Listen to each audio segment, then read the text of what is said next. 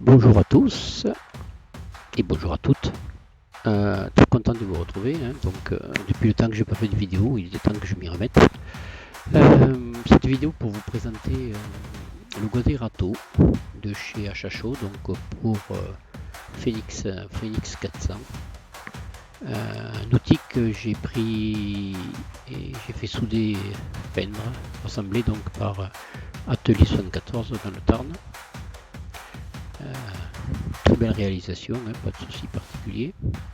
Je l'avais déjà utilisé, hein, mais là bon, je vais l'utiliser. Je vous fais une démonstration parce que je vais utiliser cet outil non pas pour défricher, arracher des ronces,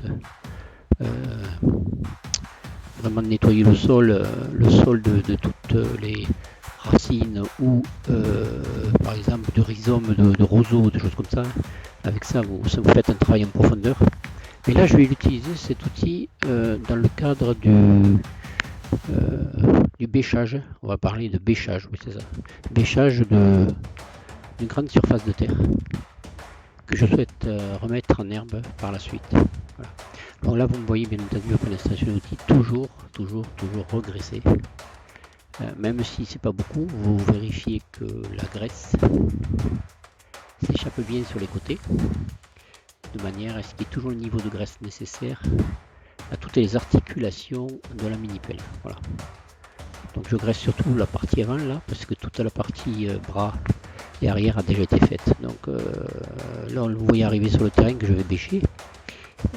La vitesse de la mini-pelle n'est pas réaliste, c'est juste que la vidéo est accélérée. Donc voilà, elle va pas à cette vitesse-là, hein, elle va à 2 km/h.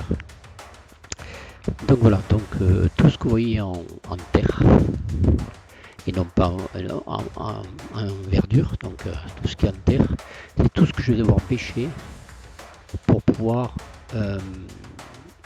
arriver à passer une motobineuse pour retourner cette terre et la lisser le plus possible avant de semer du gazon.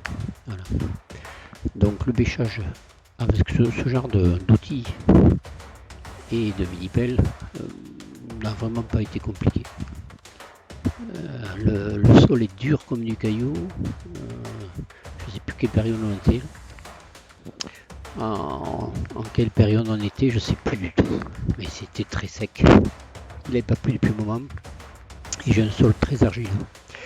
Donc, pas facile à travailler. Alors pour la mini-pelle, chaque fois que je plante le râteau, la mini-pelle cabre. Donc il me faut quand même mettre une certaine pression pour pouvoir enfoncer les dents du râteau. Mais le résultat, vous allez voir, est quand même très satisfaisant parce que je pense que avec la bêche et en mode manuel, hein, je pense que j'en aurais chié comme jamais. Donc voilà, grâce à ça, je me suis pas fatigué et j'ai bêché la totalité de tout de la surface en terre qu'il fallait que je retourne.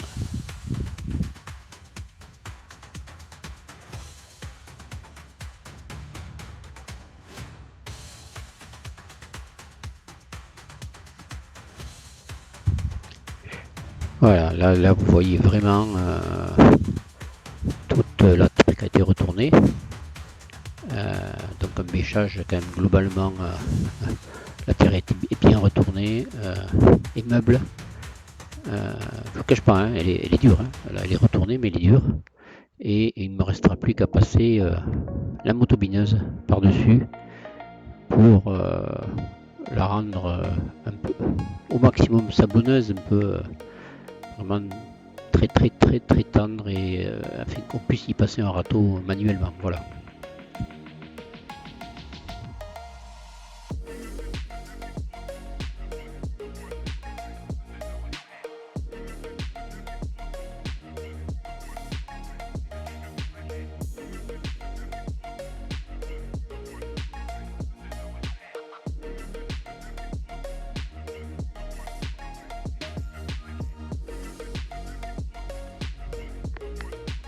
Et voilà, et me voilà donc avec la motobineuse. C'est une motobineuse vraiment un vieux modèle, hein. C'est une Honda 6 fraises. 6 fraises qui tournent.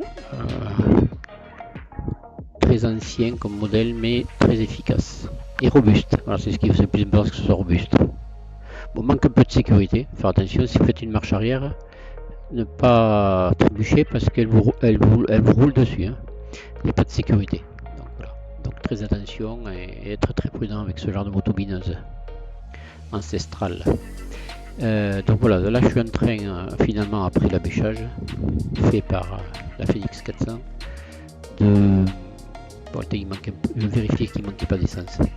Que après le bêchage, voilà, je fraise le sol de manière à casser les mottes de terre et rendre la terre la plus lisse possible. Voilà.